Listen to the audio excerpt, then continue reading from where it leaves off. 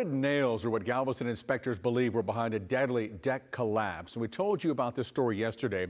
Well, today we've learned more about why the deck collapsed. If you own an elevated deck or plan to rent a beach house this summer, ABC 13's Nick Notario has the warning you might want to hear. Contractors say with the Gulf nearby, there can be a lot of salt in the air that can cause damage to homes nearby, which is why they say before you step out and enjoy that view from an elevated deck, you want to actually look up to make sure there are no issues. BTB construction crews are no stranger to building elevated decks. A structure in Galveston, the owner says, needs even more detail because of what's lurking nearby. You have to take that extra step when you live on the coast.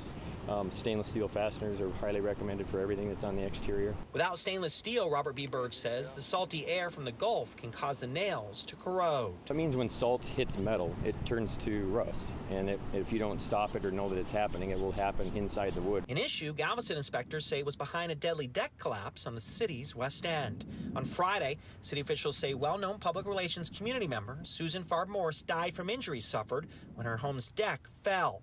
Today, inspectors look closer. They determined corroded nails were the reason why the deck collapsed.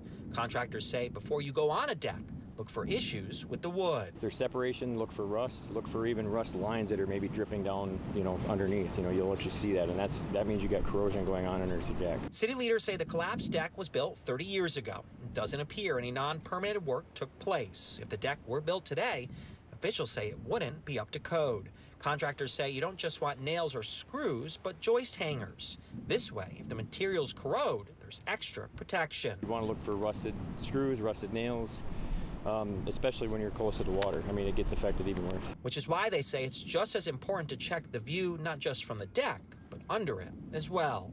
Nick Notario, ABC 13 Eyewitness News.